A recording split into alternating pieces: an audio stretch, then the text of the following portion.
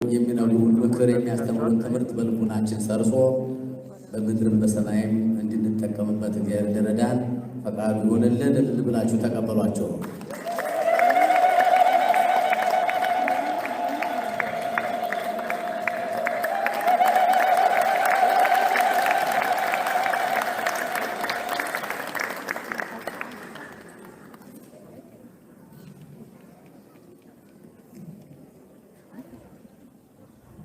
በስመ አብ ወወልድ ወመንፈስ ቅዱስ አሐዱ አምላክ አሜን። ክቡራን ካህናት እግዚአብሔርን ብላችሁ ይቅርታውን ቸርነቱን አምናችሁ ከቅድስት ድንግል እናቱና ከቅዱሳን ባለሟሎቹ የሚገኘውን ጥበቃና ምልጃ ተስፋ አድርጋችሁ በዚህ ቦታ እንድትሰበሰቡ እግዚአብሔር ቦታውን ጊዜውንና ሁኔታውን አደላድሎ የፈቀደላችሁ ወገኖቻችን የኦርቶዶክሳዊ ተዋሕዶ ቤተክርስቲያን ልጆች ኢትዮጵያውያን በእግዚአብሔር ስም እንዴት አደራችሁ? እንዴት አደራችሁ? እንዴት አረፈዳችሁ? እንዴት ከረማችሁ?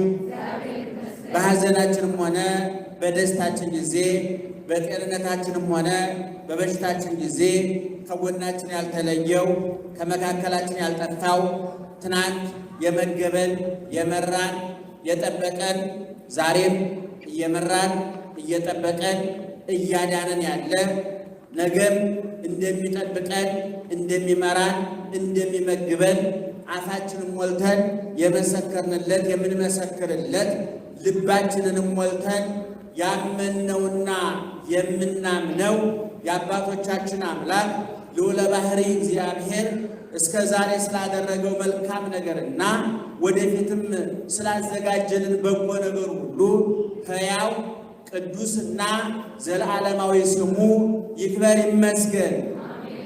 ይክበር ይመስገን። ይክበር ይመስገን።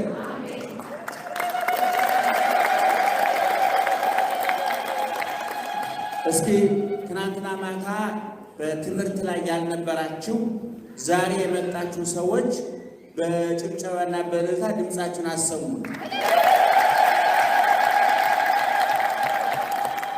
ምንድን ነው ያልኳችሁ? ትናንትና ያልነበራችሁ ሰዎች እስኪ ድገሙት።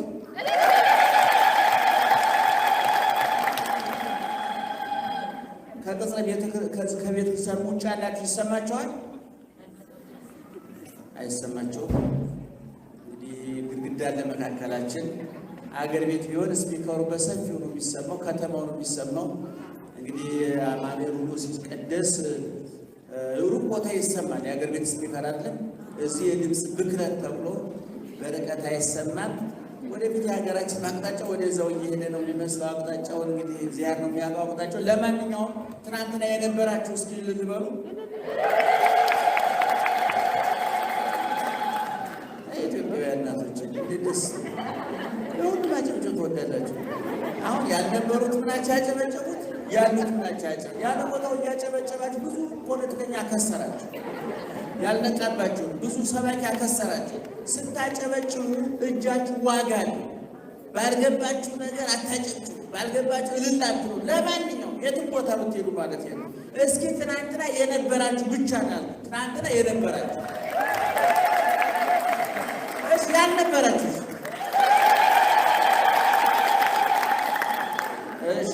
እንግዲህ እጥር ምጥን ሰብሰብ አድርገን የዕለቱን ታሪክ ከመጽሐፍ ቅዱስ መጽሐፍ ቅዱስን ከሕይወታችን አገናኝተን አስማምተን ሕሊናችን የሚያርፍበትን አይምሯችን የሚረጋጋበትን የተቃወሱ አመለካከታችን ቅርጽ የሚይዝበትን የነፍስ የሥጋ እረፍት የጊዜውንም ሆነ የዘላለሙን ሕይወታችን የምንረዳበትን እግዚአብሔር ለሚፈሰው እንባችን ማረፍ፣ ለቆሰለው ቁስላችን መድኃኒት፣ ለተሰበረው ልባችን ጥግናት የሚያደርግበት መድረክ ነውና ልባችሁን ከፍታችሁ ጆሮአችሁን ከፍታችሁ የሚያስተምረኝ የሚነግረኝ እግዚአብሔር ነው ብላችሁ የተከፈተ ልብ፣ የተከፈተ ጆሮ፣ የተዘጋጀ ልብ፣ የነቃ መንፈስ ይዛችሁ እንድትሰሙን በእግዚአብሔር ስም እንጠይቃለን።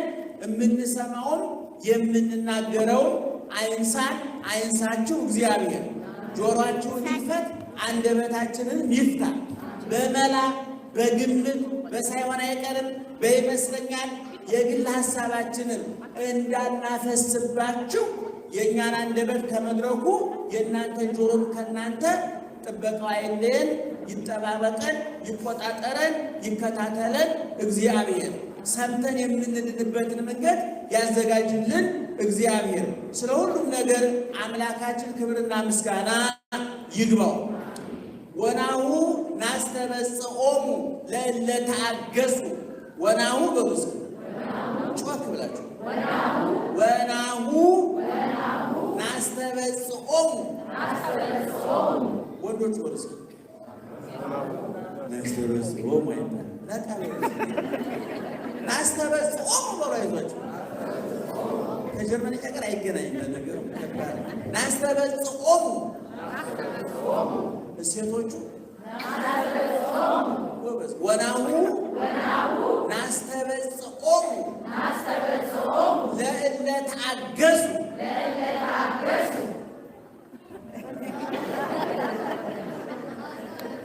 አይደለም እኔ የምለው ወናሁ በሩና ናስተበጽኦሙ ለእለ ተአገሱ።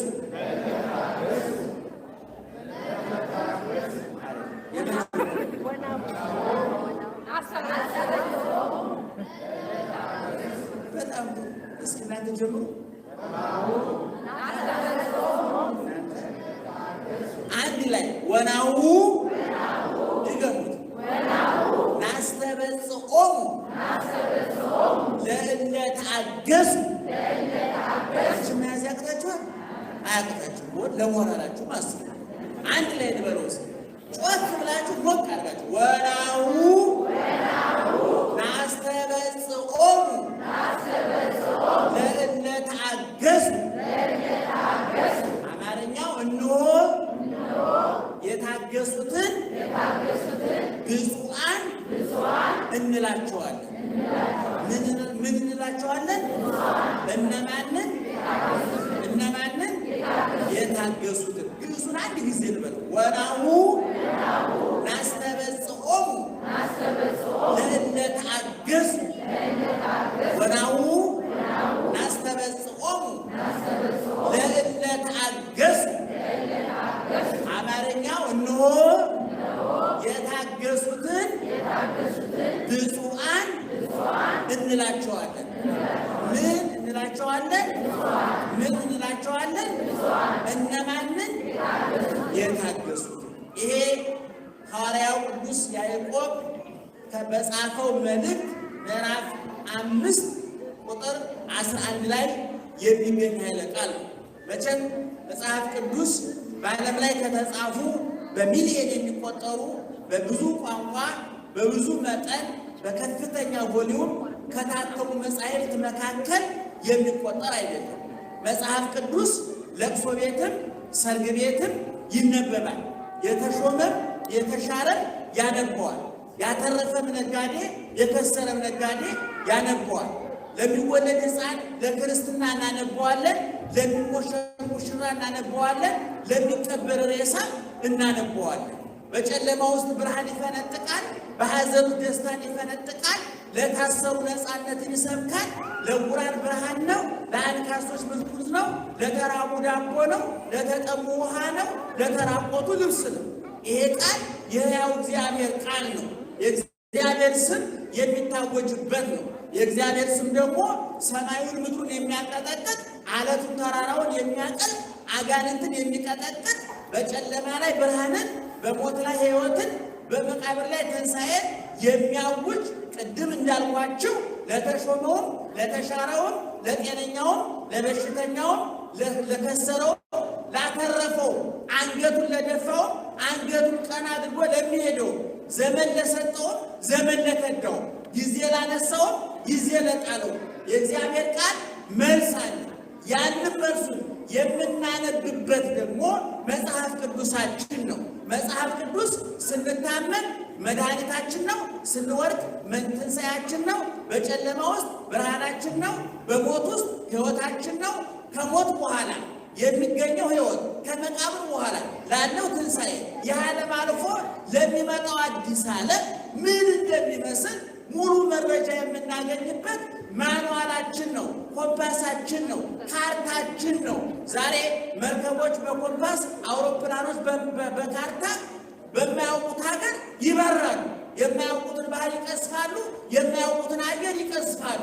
በምን? በኮምፓስና በካርታ አማካኝነት። እኛ በባህር ብንሄድ ኮምፓሳችን፣ በአየር ብንበር ካርታችን መጽሐፍ ቅዱሳችን ነው። ወይም ደግሞ መንግሥተ ሰማያትን ለመውረሳችን የውል ሰነዳችን ነው። በሰነድ ነው። ዛሬ ቤት ስትገዙ ስትሸጡ ካርታ አለ፣ ውል አለ፣ ሰነድ አለ። የእኛ ሰነዳችን ካርታችን የመዋዋያ በደም የተጻፈው መጽሐፋችን መጽሐፍ ቅዱሳችን ነው። ይሄ ቃል የማን ቃል ነው? ጮክ ብላችሁ ነገር ይሄ ቃል የማን ቃል ነው? ይሄ ቃል ዘላለማዊ ነው። ይሄ ቃል ፈዋሽ ነው። ይሄ ቃል ሕያው ነው። ይሄ ቃል ብርሃን ነው። ይሄ ቃል ሕይወት ነው። ይሄ ቃል ምግብ ነው። ይሄ ቃል ውሃ ነው። ይሄ ቃል ልብስ ነው። ለሁሉ የትን መቼም ማንም በሁሉም ቦታ ቢያነበው እፎይታ የሚሰጥ እረፍት የሚሰጥ የአእምሮ ሰላም፣ የአካል ጤንነት፣ የመንፈስ እርጋታ የሚሰጥ የእግዚአብሔር ቃል ነው። የማን ቃል? የማን ቃል? ጥቅሷን በምንኛ አንድ ጊዜ በግዕዝ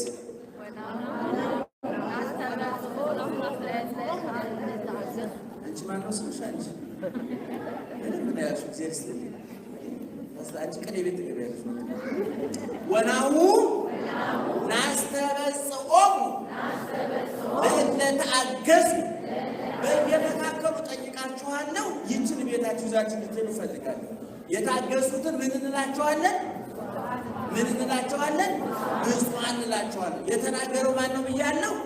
ያዕቆብ። ያዕቆብ መጽሐፍ ቅዱሱን ከጻፉ የሐዲስ ኪዳን ጸሐፊዎች 8 ናቸው። ከ8ቱ የሐዲስ ኪዳን ጸሐፊዎች መካከል አንዱ ያዕቆብ ነው።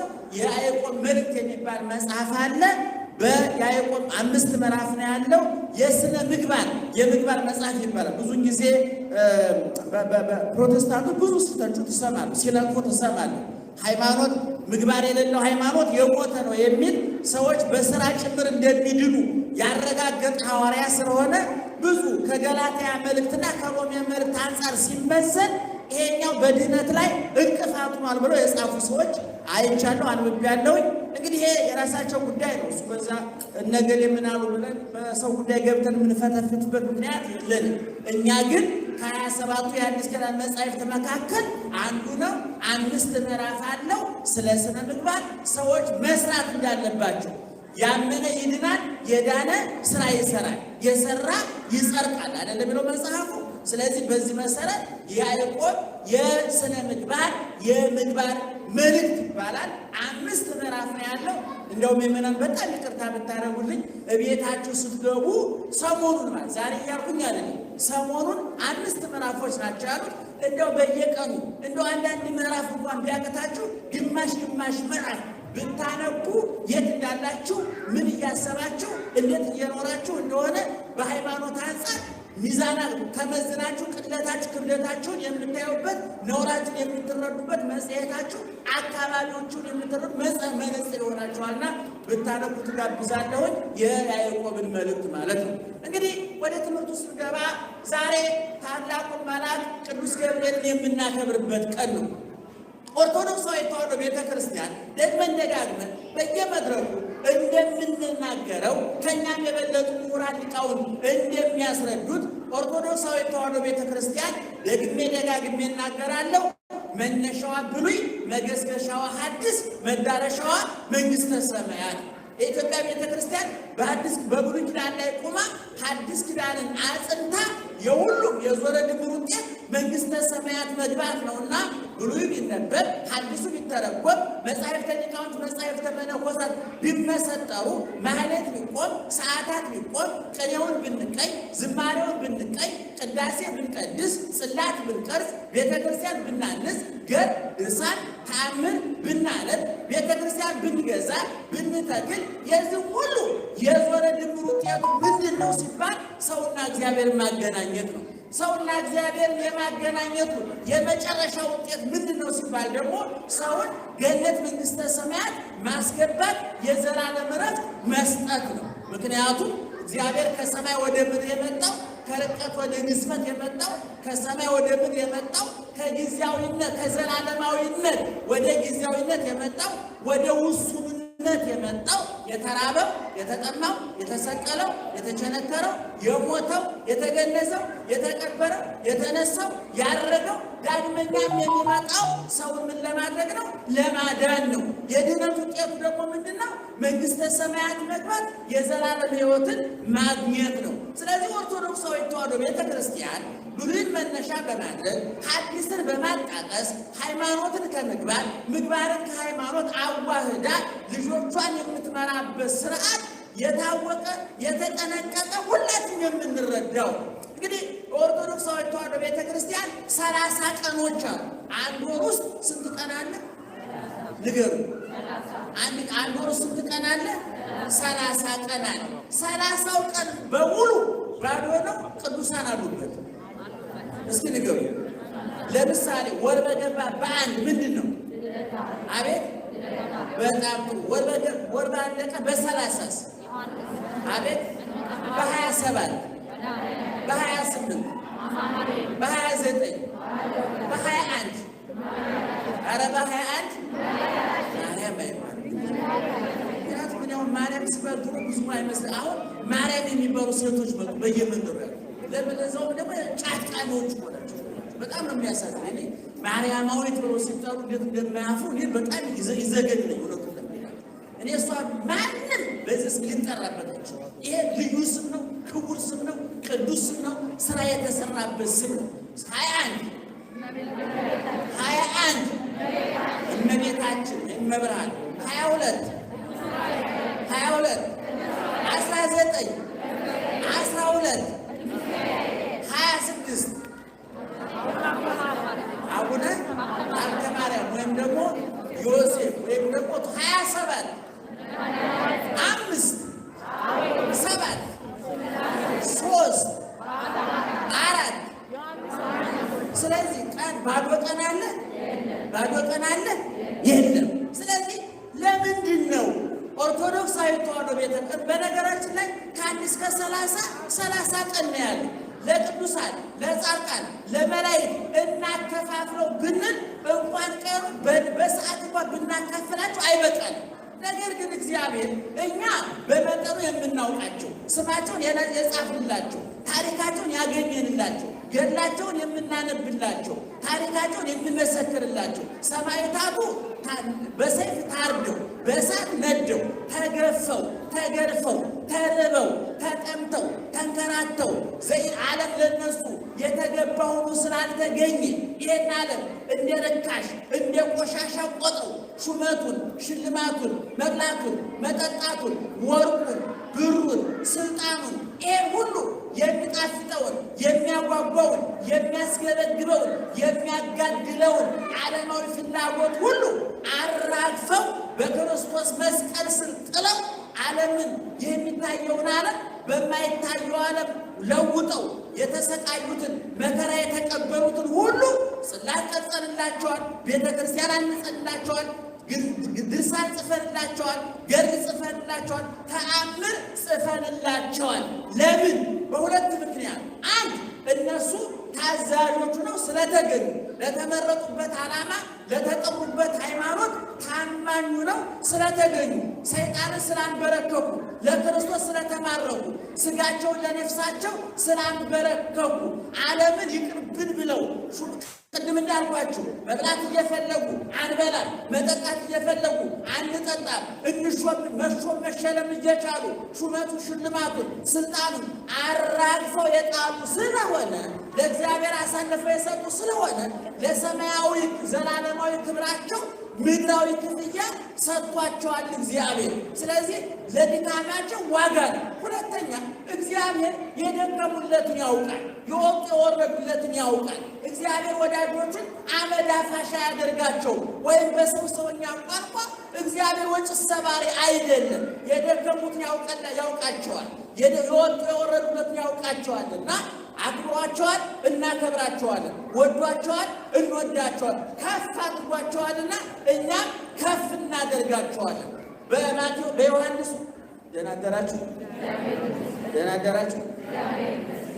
በዮሐንስ ወንጌል ምዕራፍ 15 ቁጥር 5 ላይ ባለቤቱ በገዛ አንደበቱ እንዲህ አለ ኢየሱስ ክርስቶስ አነ ውእቱ ጉንደ ወይን ወአንትሙ አይጹቂሁ፣ እኔ የወይን ግንድ ነኝ አለና እናንተ ምንድን ናችሁ አለ? ቅርንጫፍ ናችሁ አለ። ምዕመናን ቅርንጫፍ ታውቃላችሁ? ምን ጋር የተጣበቀ ነው? አቤት ከዚህ በፊት ተናግሬያለሁ። ጭራሮ ታውቃላችሁ? ጭራሮና ቅርንጫፍ አንድ ነው? ይለያያል። በምን ይለያያል? ጭራሮ ከግንዱ ጋር ተጣብቋል አልተጣበቀም? አቤት ጭራሮ ቅርንጫፍስ? ስለዚህ ቅርንጫፍ ልምላሜ ያለው የለውም?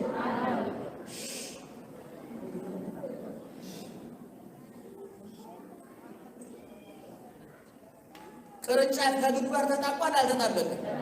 ልምላሜ ያለው የለውም? ፍሬ ያለው የለውም? ሰው ከፀሐይ ከዝናብ የሚጠለለው በጭራሮ ነው በቅርንጫፍ? አቤት ጭራሮ ምንድን ነው ስራው? ገጠር ያደጋ ታውቁታላችሁ። ለምን ያገለግላል? ይማገዳል፣ ይነዳል፣ አመድ ይሆናል፣ ድፎ ይቀቀልበታል፣ ቅጣ ይጋገር፣ እንጀራ ይጋገርበታል። ስለዚህ ከምኑ ስለተለየ ከቅርንጫፍ ከግንዱ የተለየ ቅርንጫፍ ይደርቃል። ስለዚህ ስሙ ምን ይባላል? ከዛ በኋላ ጭራሮ ይባላል። ኢየሱስ ክርስቶስ ምን አለ? አነ ውእቱ ጉንደ ወይን ወአንትሙ አይጹቂሁ፣ እኔ የወይን ግንድ ነኝ አለና እናንተ ምንድን ናችሁ አለ? ጭራሮ ናችሁ አለ አላለ። ጭራሮ የሚሆነውማ እመይሃሎ ውስተ ጉንደ ወይኑ፣ በግንዱ ላይ ከግንዱ የተለየ ቅርንጫፍ ይቆረጣል፣ ይደርቃል፣ ይነዳል፣ አመድ ይሆናል። እናንተ ከኔ ጋር ካልሳላችሁ ቅርንጫፎች ናችሁ አለ ጌታ። ከኔ ከተለያችሁ ምንድን ናችሁ አለ? ጭራሮ ናችሁ አለ። አሁን ቅዱሳን ኢየሉጣ፣ ቂርቆስ፣ ቅዱስ ጊዮርጊስ፣ ተክለ ሃይማኖት፣ አርሴማ፣ ክርስቶስ ሰምራ፣ መርቆሬዎስ፣ አቡነ አቢብ እነዚህ የምንላቸው ሰማዕታት፣ ሐዋርያት፣ ጻድቃን፣ ቅዱሳን መላእክት ሁሉም ከክርስቶስ ጋር የተጣበቁ ከሕይወቱ ሕይወት ከክብሩ ክብር ከጸጋው ጸጋ ከበረከቱ በረከት ያገኙ ከግንዱ ንጥረ ነገር የሚያገኙ ንጥሮ የሚያስተላልፈው ንጥረ ነገር እየተመገቡ ልምላሜና ፍሬ ያልተለያቸው ከሰውን ከፀሐይ ከዝናብ የሚያስጠልሉ ቅርንጫፎች። ስለዚህ ቅዱሳን ቅርንጫፍ ናቸው። ጭራሮ ጮክላችሁ ቅርንጫፍ ጭራሮ። እሺ ይሁዳ ቅርንጫፍ ጭራሮ፣ ጴጥሮስ ቅርንጫፍ ጭራሮ፣ አቤት ቅዱስ ገብርኤል ቅርንጫፍ ጭራሮ፣ ሰይጣን ቅርንጫፍ ጭራሮ። በደንብ ገብቷቸዋል። ዚያሪስ ባለቤቱ ሲናገር እኔ የወይን ግንድ ነኝ አለ። እናንተ ምንድን ናችሁ አለ? ቅርንጫፎች ናቸው አለ። እነ ቂርቆስ፣ እነ ኢየሉጣ፣ እነ ቅዱስ ገብርኤል ከእውነተኛው ዛፍ ላይ የተጣበቁ ቅርንጫፎች ናቸው። ልምላሜ ያላቸው መዓዛሆሙ ለቅዱሳን ከመ የደንጎላ። ቅዱስ ያሬድ ከሰሎሞን ወስዶ ምን አለ? የቅዱሳን መዓዛቸው እንደ ሱፍ አበባ ነው አለ። የሱፍ አበባ ለምለም ነው፣ ውበቱ ያምራል፣ ሽታው ይጣፍጣል። ቅዱሳንም ሽታ አላቸው። የቅድስና ሽታ፣ የበረከት ሽታ፣ የታማኝነት ሽታ፣ የታዛዥነት ሽታ። ባለቤቱ በዮሐንስ 14 ቁጥር 19 ላይ ወበከመ አነ ሕያው ከማሁ አንትሙኒ ትሐዩ፣ እኔ ሕያው ነኝና እናንተ ምንድን ናችሁ አለ? ሕያዋን ናችሁ አለ። ግንዱ እስካልደረቀ ድረስ ቅርንጫፉ አይደርቅም። ግንዱ ለምለም እስከሆነ ድረስ ቅርንጫፉ ለምለም ይሆናል። በመስቀል ላይ ኢየሱስ ክርስቶስ ምን አለ?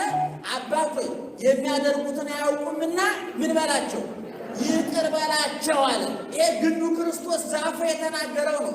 በሐዋርያት ሥራ ምዕራፍ 7 ቁጥር 54 ላይ ደግሞ የዚህ ሕያው ዛፍ ቅርንጫፍ የሆነው እስጢፋኖስ ደግሞ ምን አለ? ወይትረስ ቦሙ ጌጋዬ በድንጋይ እየተወገረ ምን አለ? አቤቱ ጌታ ወይ እስጢፋኖስን በድንጋይ ወግረውታል ብለህ በጠላቶቼ አትፍረድባቸዋል። አሁን የቅርንጫፍ ጭራሩ ቅርንጫፍ ነው። ስለዚህ ቅዱሳን የምናከብራቸው ቅድም እንደነገርኳቸው ከባለቤቱ ጋር ስለተገኙ ከባለቤቱ ጋር ስለተሾሙ የባለቤቱን ስራ ስለሰሩ ነው። እሱን ወክለው ስለሰሩ ነው። በዮሐንስ ወንጌል ምዕራፍ 8 ቁጥር 12 ላይ ክርስቶስ እንዲህ አለ፣ አነ ውእቱ ብርሃኑ ለዓለም፣ እኔ የዓለም ብርሃን ነኝ አለ። የማን ብርሃን ነኝ? የማን ብርሃን ነኝ? የዓለም ብርሃን ነኝ አለ። ማን የተናገረው? ኢየሱስ ክርስቶስ ራሱ። ይህን ቃል የተናገረው ኢየሱስ ክርስቶስ ደግሞ በራሱ አንደበት በማቴዎስ ወንጌል ምዕራፍ 5 ቁጥር 14 ላይ ደግሞ ወዳጆቹን፣ ባለሟሎቹን፣ ታዛዦቹን፣ አክባሪዎቹን፣ መልእክተኞቹን እንዲህ አላቸው፣ አንትሙ ውእቱ ብርሃኑ ለዓለም፣ እናንተ የዓለም ብርሃን ናችሁ አላቸው። የማን ብርሃን ናቸው? የዓለም ብርሃን ማን ነው ብሎ ነበር ቅድም? አቤት ማን ነኝ አለ? እኔ ነኝ ያለው ማን ነው? የዓለም ብርሃን ማን ነው? የዓለም ብርሃን ማን ነው? እኔ የማን ብርሃን ነኝ ብሏል? የዓለም ብርሃን ነኝ ብሏል። ራሱ እኔ የዓለም ብርሃን ነኝ ያለው ክርስቶስ ደግሞ በራሱ አንደበት ያ በዮሐንስ ወንጌል ምዕራፍ 8 ቁጥር 12 ላይ ነው። በማቴዎስ ወንጌል ምዕራፍ 5 ቁጥር 12 ላይ ደግሞ እንዲህ አለ፣ አንትሙ ውእቱ ብርሃኑ ለዓለም፣ እናንተ የማን ብርሃን ናችሁ? የዓለም ብርሃን ናችሁ። አዲስ አበባ ጴጥሮስ ጳውሎስ ቤተክርስቲያን ታውቁ እንደሆነ ስያሜያቸው ብርሃናተ ዓለም ቅዱስ ጳውሎስ ወጴጥሮስ ቤተክርስቲያን ነው። ቅዱስ ጳውሎስ የዓለም ብርሃን ነው አይደለም? እሺ፣ ቅዱስ ጴጥሮስ የዓለም ብርሃን ነው አይደለም? ነው አይደለም? ተክለ ሃይማኖት የዓለም ብርሃን ናቸው አይደለም? ናቸው። ማነው ሹመቱን የሰጠው? እግዚአብሔር ነው። እኔ የዓለም ብርሃን ነኝ እንዳለ ሁሉ ወዳጆቹን መልሶ ምን ብሏቸዋል? እናንተም የማን ብርሃን ናችሁ? የዓለም ብርሃን ናችሁ። እኔ ባለፈው እየተናገርኩ ነበር። ገብረ መንፈስ ቅዱስ በሉስ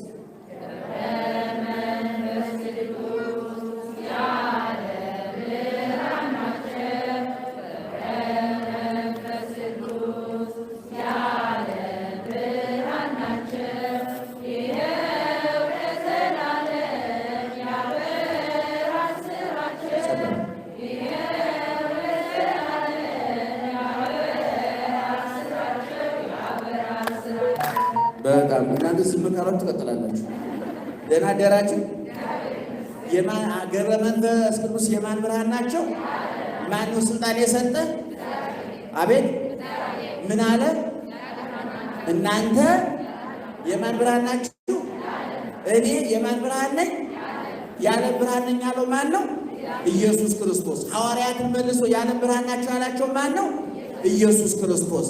ተክለ ሃይማኖት ፀሐይ፣ አማን በአማን ተክለ ሃይማኖት ፀሐይ የሚል ሰምታችኋል አይደል? ተክለ ሃይማኖት ፀሐይ ቢባሉ ይበዛባቸዋል። እንደውም ይገርማቸዋል። አሁን የገባኝ ነገር ከፀሐይ ብርሃን የሚያቃጥሉ ፀሐይ ሁሉ አሉ። የሚገርማቸዋል። ለዛማ ለእኔም አይመጥነኝ እንኳን ለተክለ ሃይማኖት ለምን ቢያንስ ቆርበናል እንኳን ስጋውን በውስጣችን። ስለዚህ ኦርቶዶክሳዊ ተዋሕዶ ቤተክርስቲያናችን ለማለት ነው የፈለጉት ጽላት የቀረጸችው ቤተክርስቲያን ያነጸችው በማኅሌቷ፣ በሰዓታቷ፣ በቅዳሴዋ፣ በሁሉ ነገር ቅዱሳንን የምታነሳሳው የምታስተምረው በሶስት ምክንያት። አንደኛ እግዚአብሔር ስላከበራቸው። እሱ ያከበራቸውን ማዋረድ የሚችላለ የለም። ሐዋርያው ቅዱስ ጳውሎስ በሮሜ 8:32 ላይ ወመኑ ይቃወሞሙ ለሕሩያነ እግዚአብሔር፣ እግዚአብሔር የመረጣቸውን ማን ይቃወማቸዋል አለ። መቃወም ይቻላል? አይቻልም። ማን ስለመረጠ? ማን ስለሾመ? እግዚአብሔር የመረጣቸውን ማክበር ግዴታ ነው። ሁለተኛ እነዚህ ቅድም የምንነግራችሁ ቅዱሳን ታማኝ ናቸው፣ ታዛዥ ናቸው። ሆዳቸውን፣ ፍላጎታቸውን፣ ስሜታቸውን ተቆጣጥረው ወርቁ፣ ብሩ፣ ሹመቱ፣ ሽልማቱ ሳያሳሳቸው፣ ሳያጓጓቸው፣ ዓለማዊ ምኞት፣ የዓይን አምሮት ድል ሳይነሳቸው፣ ሰይጣንን አሳፍረው፣ ክርስቶስን አክብረው፣ ሥጋቸውን ለነፍሳቸው አንበርክከው፣ ነፍሳቸውን ለክርስቶስ አስማርከው የተሰማሩበትን ሃይማኖት ያስከበሩ ናቸው። ስለዚህ በምድር በሰማይ ዋጋ ከፍሏቸዋል እግዚአብሔር። በምድራዊ ዋጋቸው ቅድም እንዳልኳችሁ ነው። ቤተክርስቲያን ይታነጽላቸዋል፣ መጻሕፍት ይጻፉላቸዋል። በሚልክያስ መልእክት ትንቢት ማለት ነው። በትንቢተ ሚልክያስ ምዕራፍ 3 ቁጥር 16 ላይ እንዲህ የሚል ቃል ተጽፏል። እግዚአብሔርን ለሚፈሩ ስሙንም ለሚያስቡ በፊቱ የመታሰቢያ መጽሐፍ ተጻፈላቸው ይላል። እየሰማችሁ ነው? ማንን ለሚፈሩ? እግዚአብሔር። ምኑን ለሚያስቡ? ስሙን ለሚያስቡ በፊቱ ምን ተጻፈላቸው? የመታሰቢያ መጽሐፍ ተጻፈላቸው። እንግዲህ ገድለ ጊዮርጊስ፣ ገድለ ተክለ ሃይማኖት፣ ድርሳነ ሚካኤል፣ ተአምረ ማርያም የእንደዚህ አይነቱ ምንባብ ውጤት ነው። ለታዛዦች ለታማኞች በምን ስማቸው ይጠራላቸዋል፣ ታሪካቸው ይነገርላቸዋል፣ ገድላቸው ስራቸው ይመሰከርላቸዋል ማለት ነው። እንግዲህ በዚህ መሰረት ነው ዛሬ ቂርቆስና ኢየሉጣ እናትና ልጁን የምናከብራቸው። ቂርቆስና ኢየሉጣ የነበሩበት ዘመን ከዚህ ከሁለተኛው ወይም ደግሞ ከ150 ከ160 ዓመተ ምህረት እስከ 5ኛው መቶ ክፍለ ዘመን ድረስ ሁለተኛው፣ ሶስተኛው፣ አራተኛውና 5ኛው መቶ ክፍለ ዘመን አጋማሽ ድረስ ኦርቶዶክሳዊ ተዋሕዶ ቤተክርስቲያን በዓለም አቀፍ ደረጃ ትልቅ መከራ ውስጥ የነበረችበት ነው። መከራው ፖለቲከኞቹ ሃይማኖት ውስጥ ገብተው መፈትፈት የጀመሩበት፣ ነገስታቱ የራሳቸውን ጣዖት እያቆሙ ቅርጻቸውን እያስቀረጹ ሐውልት እያቆሙ ለእኔ ስገዱ ፈጣሪያችሁን ካዱ የሚሉበት አንድ በኩል፣ በሌላ በኩል ደግሞ ክርስቲያንን ብለው ገብተው ደግሞ በቤተ ክርስቲያኑ የሚፈተፍቱበት ዘመን ነበር። ያ እነ ቂርቆስ እነ ኢየሉጣ የነበሩበት ዘመን ክርስቲያን ለመባል ማተብ ማሰር፣ ነጠላ መልበስ፣ ጋቢ መልበስ፣ ጠዋት መጥቶ ማስቀደስ መሳለም ብቻ አልነበረም። ነጠላ መልበስ ሳይሆን ቆዳቸው ይገፈፍ ነበር። ማተብ አንገት ላይ ማሰር ሳይሆን አንገት ማተብ የሚያስሩበት አንገት በሰይፍ እየተቀረደደ እየተቆረጠ ይጣል ነበር። እናት አይኗ እያየች ልጆቿ በሳት ይጠበሳሉ፣ ይቀቀራሉ። ባል አይኑ እያየ ሚስቱ ጡቷ እየተሰነጠቀ እዛፍ ላይ እየተንጠለጠለች ትሰቃይ ነበር። ሚስት አይኗ እያየች ባሏ ቆዳው እየተገፈፈ ጨው እየተነሰነሰበት በሳት እየነደደ አመር ሲወልታይ ነበር። ያ ዘመን የመከራ ወቅት ነበር፣ የችግር ወቅት ነበር። በዛን ዘመን ጀግና ከጦር ሜዳ ይወለዳል እንደሚባለው ሁሉ እነ ኢየሉጣን፣ እነ ቂርቆስን፣ እነ ቅዱስ ጊዮርጊስን፣ እነ መርቆሬዎስን የመሰሉ መንፈሳውያን አርበኞች ሰይጣንን ድል የነሱ ዓለምን ያሳፈሩ ጀግኖች የተገኙበት ወቅት ነው እና ኢየሉጣ ቂርቆስ የሚባል ልጅ ነበራት። በጣም ቀና ሴት፣ የሃይማኖት ሴት ነበረች። ልጇን ሰጥታ ቀጥታ ያሳደገች የ3 ዓመት ሕፃን ነው። እስኪ ዛሬ የ3 ዓመት ሕፃን ምን ያውቃል? ንገሩኝ። ምን ይላል? የ3 ዓመት ሕፃን ምን ያውቃል? እናትና አባቱ በደንብ ለይቶ ያውቃል አይደል? መጫወቻውን ያውቃል፣ አሻንጉሊትን ያውቃል። በተለይ የኛ ዘመን ሕፃናት ደግሞ ታውቃላችሁ ነው። አንዳንድ ጊዜ ልጆች ሲጫወቱ ሳይ ቅናቱ ይይዘኛል። እኔ ያደጉበት ስለማውቀው እንደምቀኝነቱ ይይዘኛል። እኛ ሁሉ አመልጦን ያውቁና የዛሬ ልጅ የ3 ዓመት ሕፃን ምን እንደሚያውቅ እንግዲህ ታውቃላችሁ። ቂርቆስ በ3 ዓመቱ ነው ሰማዕትነት የተቀበለ። ብዙ ሰዎች እንዴት የ3 ዓመት ሕፃን ያውቃል ብለው ይደነቃሉ። ነገር ግን ሁኔታውን እያከናወነ ያለው የነገሩ ባለቤት ማን ነው? በሉቃስ ወንጌል ምዕራፍ 1 ከቁጥር 30 ጀምራችሁ ስታነቡ እመቤታችን ወደ ኤልሳቤጥ በሄደች ጊዜ እመቤታችንና ኤልሳቤጥ እጅ ሲነሳሱ ሰላም ሲባባሉ በኤልሳቤጥ ማህፀን የነበረው ጽንስ ምን ሆነ? አቤት! በስንት ዓመቱ? በ6 ወሩ በማህፀን የ6 ወር ጽንስ ሆኖ አንፈራጸ ሕፃን ውስጥ በእናቱ ማህፀን እያለ ዘለለ። ይሄ ልጅ ወጣት ነው? ሽማግሌ ነው? ነፍስ አውቋል? ትምህርት ቤት ገብቷል? አልገባም። ነገር ግን በእናቱ ማህፀን እያለ እግዚአብሔር ያውቀዋል አያውቀውም? ያውቀዋል አያውቀውም? በመዝሙረ ዳዊት መዝሙር 21 ቁጥር 6 ላይ ጀምሮ ስታነቡለት ላዕሌከ ተገደፍኩ ማህፀን፣ ካንተ ከአባቴ አብራክ ተከፍዬ በእናቴ ማህፀን ተጣልኩኝ፣ ካከ ተወከልኩ እዛሃለሁ ውስተ አጥባተ እምዬ፣ የእናቴን ጡት እየጠባሁ ሳለ በአንተ አመንኩኝ ይላል ቅዱስ ዳዊት። መዝሙረ ዳዊት መዝሙር 21 አምላኬ አምላኬ የሚል መዝሙር ሙሉ ብታነቡት እንደ ጸሎት ይሆናቸዋል። በነገራችን ላይ አንዳንድ ጊዜ ጸሎታችን ቅደም ተከተሉ እየተምታታበት መጥቷል። አሁን መዝሙረ ዳዊት የሚጸልይ ሰው እያቆመ ነው። ብዙ ሰው ባረቶስ ይላል ምን ይላል የት እንደምታመጡ አላውቅም። በጣም ነው ግራ የሚገባው ነው ለመናገር። አንድ ክርስቲያን በዋናነት መጸለይ ያለበት መዝሙረ ዳዊት ነው። እየሰማችሁ ነው? መዝሙረ ዳዊት 150 የዳዊት መዝሙር የተሟላ ምስጢር ያለበት ስለ እመቤታችን፣ ስለ መላእክት፣ ስለ ትንሣኤ፣ ስለ ሕይወት፣ ስለ ጥምቀት፣ ስለ ሁሉም ነገር ንብ ነው ይባላል። ዳዊት ቀስሞ ያዘጋጀው የደረሰው ድርሰት መዝሙረ ዳዊት። ስለዚህ እንደው ሌላውን ከማግበስበስ ይልቅ መርጣችሁ 2-3 መዝሙረ ዳዊት ብትጸልዩ አንድ ትምህርት ነው፣ 2 ጸሎት ነው፣ 3ኛ ደግሞ መክበሪያ መጽደቂያ ነው። የዳዊት ቃል መጽሐፍ ቅዱስ ውስጥ ያለ መጽሐፍ ነው። ቀላል ነገር አይደለም። ስለዚህ በዚህ በመጽሐፍ ቅዱስ ውስጥ ላይሌ ከተገደፍኩ ማይጸን ከእናቴ ማይጸን ጀምሮ አንተ ላይ ተቃልኩኝ የእናቴ ጡት እየጠባው ሳለ አንተን አመንኩኝ አለ። ቂርቆስ የስንት ዓመት ልጅ ብያቸዋለሁ? የ3 ዓመት። ዮሐንስ መጥምቅ በእናቱ ማኅፀን የዘለለው ለክርስቶስ ሰገደ ሕፃን ለክርስቶስ የሰገደው በስንት ወሩ ነው? በ6 ወሩ። የቱ ነው? አቤት በእናቱ ማኅፀን ነው። ስለዚህ የቅዱስ ቂርቆስ አይገርመንም ማለት ነው። ፖለቲካ ቢሆን ይገርመን ነበር፣ ዓለማዊ ጉዳይ ቢሆን ይገርመን ነበር። ይሄ ሃይማኖታዊ ጉዳይ ነው። ቂርቆስን የፈጠረ የኢየሩጣን የፈጠረ ማን ነው? እግዚአብሔር ነው። ስለዚህ በእውነት በዘመኑ የነበረው መከራ በጣም ስቃይ ስለነበረ ኢየሉጣ ከአንድ ቦታ ተሰዳ አንጌቤን ወደሚባለው ዛሬ ቱርክ በሚባለው ሀገር ውስጥ የሚገኝ ነው ብሎ የታሪክ ጸሐፊ ጽፈዋል። እና ወደዛ ሄደች። ከዛን ፈልጎ አመጣና እንግዲህ ብዙ ስቃይ የደረሰባቸው በዛሬው ዕለት ቅዱስ ገብርኤል ያዳናቸው ድምፃ ለጽህርት ከመነጎድጓደ ክረምት ይፈርዎ ለሞት ቅዱሳን ሰማዕት ሕፃኑ ሙክል የሆኑ ፈጸሙ ገድሎሙ እናትና ልጅ ሁለቱ ገድላቸውን ፈጸሙ። ድምፃ ለጽህርት ከመነጎድጓደ ክረምት የድምፁ የጋኑ እየፈላ እየተተከተከ እየተፍለቀለቀ የነበረው ውሃ እነሱ ሊቀቀሉበት የነበረው ጋን ቅዱስ ያሬድ ሲገልጠው እንደ ክረምት ነጎድጓድ ያስገመግም ነበር ይላል። ነገር ግን አልፈሩም፣ አልተሸበሩም፣ አልደነገጡም። ምክንያቱም ማንን ይዘው ስለሆነ? እግዚአብሔር ይዘው ስለሆነ።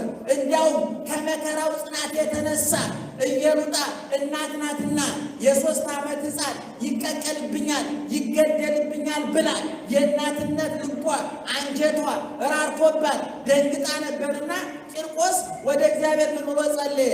ወደ ፈጣሪ ጸለየ። አንድ ጸሎት ጸለየ። ትፈቅድኑ ታዊ ጉንዶ ወትባረክ ፍሬው፣ ጌታዬ ግንዱን አቃጥለህ ፍሬውን ልትባርክ ነው ወይ? እኔ ጨክኛለሁ፣ ቆርጫለሁ። እናቴ ፈርታብኛለች፣ ደንግጣብኛለች። ፈጣሪ ግንዱን አቃጥለህ ፍሬውን ልትባርክ ነው ወይ? እናቴን አጽናኝ ብሎ ጸለየ ለመጽሐፉ ገሩ ላይ። ከዛ በኋላ ልክ እሱ ይህን ጸሎት ሲጸልይ መልአኩ መጥቶ ኢየሉጣን በመንፈስ ነጥቆ ገነት ወሰዳት ይላል። በኋላ ገነት አዙሮ አሳያት። በኋላ ከመከራው በኋላ የምታገኘውን ግብ ከመከራው በኋላ የምታገኘውን ጸጋ ገነትን አዙሮ አሳያት። ከዛ በኋላ ተመልሳ እየዘመረች እየወረቀች እየተደሰተች ወደ ሰርግ እንደሚሄድ ወደ ሹመት ወደ ሽልማት እንደሚሄድ ዘላ እሳት ውስጥ ገባች፣ ተቀቀለች፣ በሰማዕትነት አረፈች ማለት ነው። ይክበር ይመስገን እግዚአብሔር። አረ በደንብ በሩ ግደላችሁ። ድገሙ።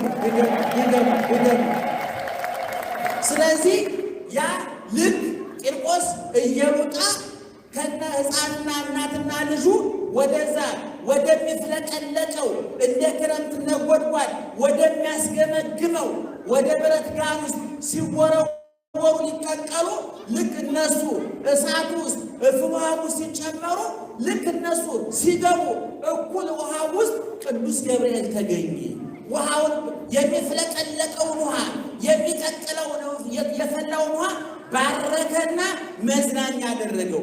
ልክ ለሻወር የሚሆን ለብ ያለ ውሃ ሰውነት የሚያፍታታ አደረገው ማለት ነው። ማለወጠው ቅዱስ ገብርኤል ማላከው። እነዚህ እናትና አባቱ እናትና ልጁ ለማን መከራ እየተቀበሉ ያሉ? ማንን ለማክበር ነው? እግዚአብሔርን ለማክበር ነው። ስለዚህ ምዕመናን ታሪኩ ረጅም ነው። ባጭሩ ይሄ ነው ምዕመናን። ዛሬ ከዚህ ታሪክ ጥቂት ነጥቦች መውሰድ ያስፈልጋል። እናቶች ልጆቻችሁን እንዴት ነው እያሳደጋችኋቸዋለሁ? እውነት ዳቦ ማግመት፣ ወተት መጋት፣ አሻንጉሊት ማስታጠቅ፣ ማዝናናት፣ ማንሸራሸር፣ የሚፈልጉትን አይነት ምግብ ማብላት፣ የሚፈልጉትን አይነት ልብስ ማልበስ ብቻ ልጅ ለማሳደግ በቂ ነው ወይ? ልጆቻችን ሰዓቱን ጠብቀው ይቆርባሉ ወይ? ሰዓቱን ጠብቀው ይጸልያሉ ወይ? ሰዓቱን ጠብቀው እግዚአብሔር ጋር ይገናኛሉ ወይ? ማተባቸውን በአንገታቸው፣ እምነታቸውን በልባቸው፣ ማንነታቸውን በሰብናቸው ቀርጸንባቸዋል ወይ? ይህን ማጤን ያስፈልጋል። ልጆች በመዝሙረ ዳዊት ላይ እንዲህ ተብሎ ተጽፏል። ወናሁ ጸጋው ውሉድ፣ ወናሁ ጸጋው ለእግዚአብሔር ውሉድ። ልጆች የማን ስጦታ ናቸው? ማን ነው የሚሰጠው? እግዚአብሔር ነው። የእግዚአብሔር ስጦታ ደግሞ አክብሮ መያዝ ይገባል አይገባም? ይገባል። እግዚአብሔር ነውና የሰጠንን አሳድጉልኝ ብሎ የሰጠን ራሱ። ስለዚህ እግዚአብሔር የሰጠንን ልጆች ልናባክናቸው፣ ልናበላሻቸው አይገባም። በተለይ በዚህ በምዕራቡ ዓለም በአውሮፓ፣ በአሜሪካ፣ በካናዳ፣ በአውስትራሊያ በለጸገ ሰለጠነ በሚባለው ዓለም የምትኖሩ ሰዎች ልጆቻቸው የማሳደግ ከባድ ፈተና እንደገጠማቸው እናውቃለን። ዛሬ በአሜሪካ ምን እየተሰራ እንደሆነ እግዚአብሔርም እኛም እናውቃለን፣ መረጃው አለ። ስለዚህ ይህ ፈተና ከባድ ነው። ወጀቡ ከባድ ነው። ማይበሉ ከባድ ነው። እንዳናመልጥ ተደርጎ ነው ሕጉ ስርዓቱ የተተበተበ። ዛሬ ልጆቻችን ግብረ ሰዶም እንዳጠሩ፣ የሴትና የሴት የወንድና የወንድ ግንኙነት መደበኛ ነው፣ የተፈቀደ ነው፣ የነፃነታችን የመብታችን ማረጋገጫ ነው ብለው ያበደው የቀወሰው ጨርቅ ጣለው ዓለም እያስተማረ ከዚህኛ እንዴት ነው ማምለጥ የምንችለው? እየሩጣ እሳት ነዷል፣ ውሃው ነዷል፣ መከራ መጥቷል። ልጇን እንዴት አድርጋ አተረፈችው ሲባል በርታ ጠንክር ብላ አስተምራ ልጇን አትርፈዋል። ስለዚህ እናቶች፣ አባቶች በእውነት በፊልምም ስለ እመቤታችን አሳዩአቸው፣ ስለ ቅዱሳን አሳዩአቸው፣ ስለ ጻድቃን አሳዩአቸው። ወጣቶች የቂርቆስን ታሪክ ለልጆቻችሁ ተርኩላቸው። ለአደግ ከፍ ላሉት የእነ አርሴማን ታሪክ ንገሯቸው። አርሴማ ውብ ቆንጆ ይቀረሽ የማትባል የዓለም ቆንጆ ነበረች። ነገር ግን ቁንጅናዋ፣ ሴትነቷ፣ ወጣትነቷ ሳያንበረክካት የንጉሱ ሹመት፣ ሽልማት፣ መብል፣ መጠጥ፣ መንደላቀቅ፣ ቤተ መንግሥት ሳይማርካት ራሷን፣ ወጣትነቷን፣ ሴትነቷን፣ ውበቷን ለክርስቶስ ሰውታ ዛሬ በገነት ከነ ቅዱስ ሚካኤል ከነ ቅዱስ ገብርኤል ጋር ነው ያለችው። የእኛ ጸላይ የእኛ አማላጅ ናት ዛሬ።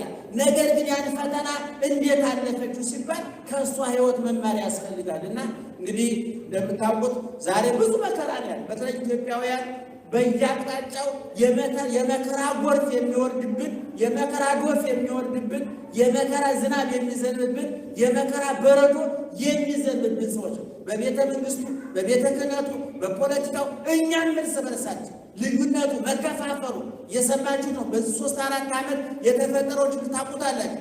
በቤተ ክህነቱ 4-5 ቦታ ችግር አለ።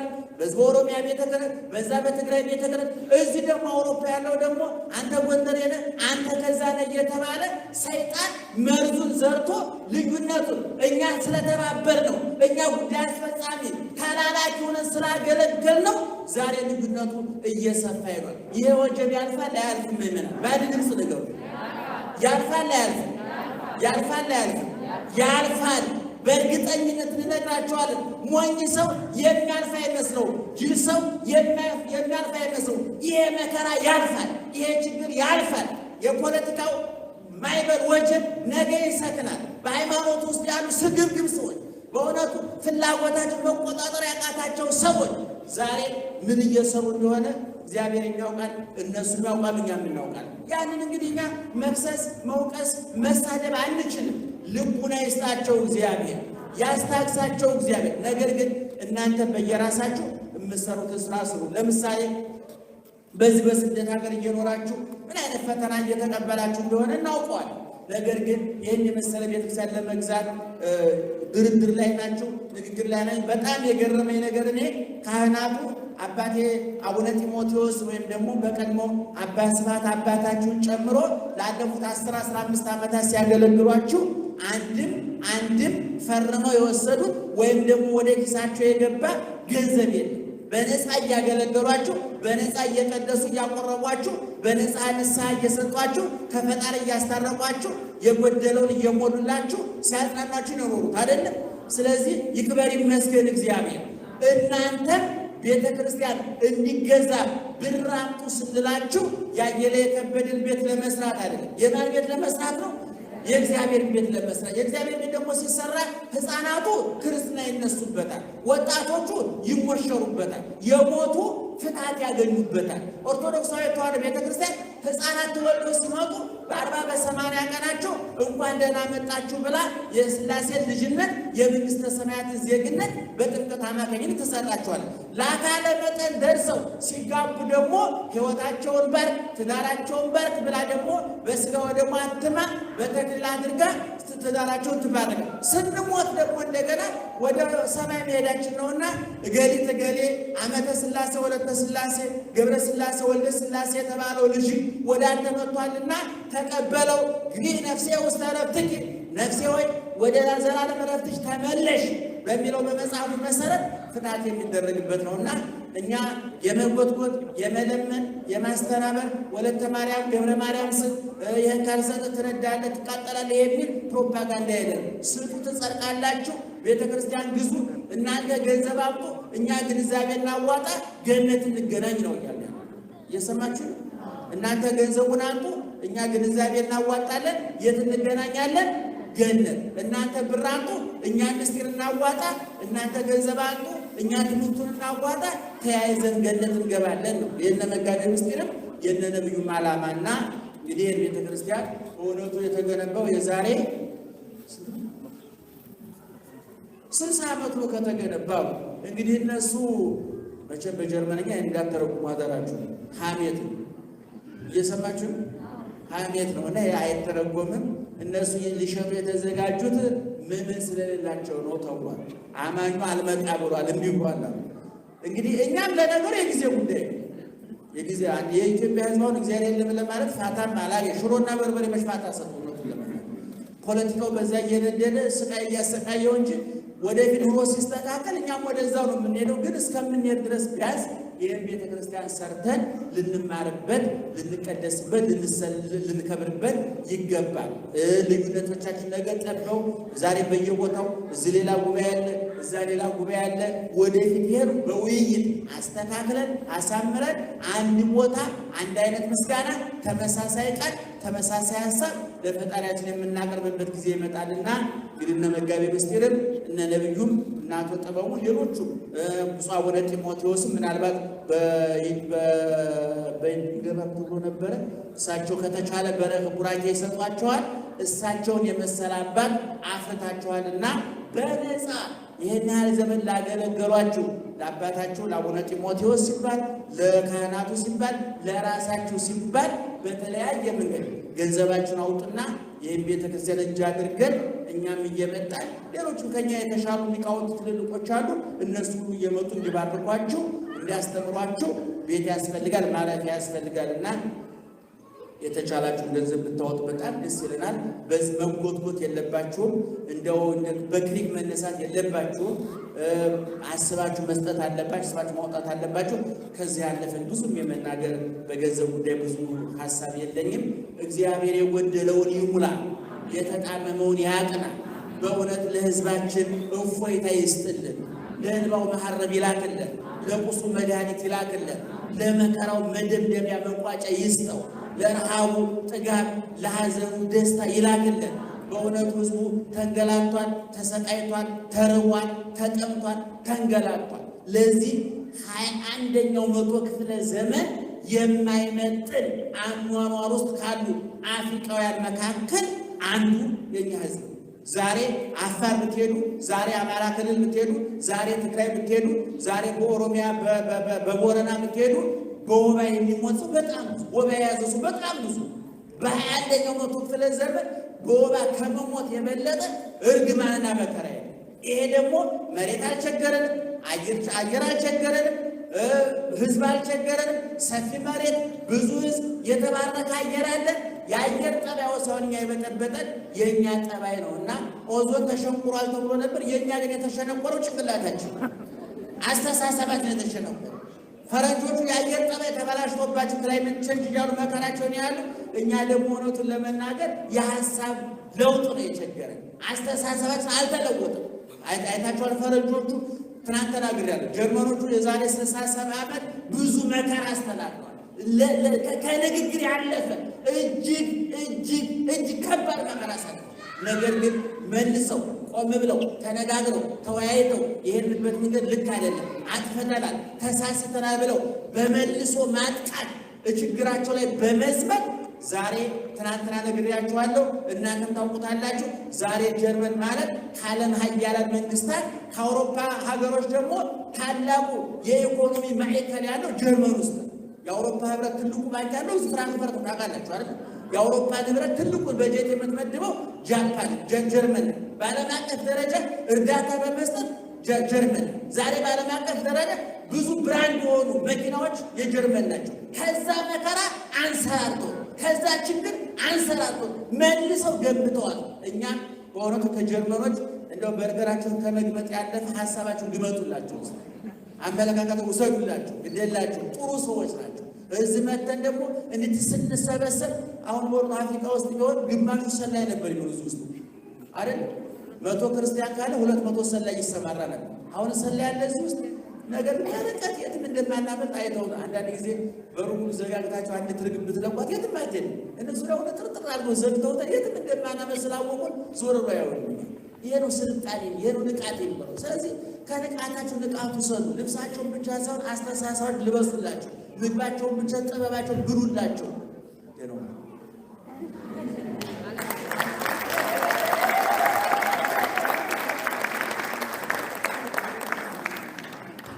እሺ፣ ለመምህራችን ቃለ ሕይወት ያሰማልን፣ ቃለ ሕይወት ያሰማልን።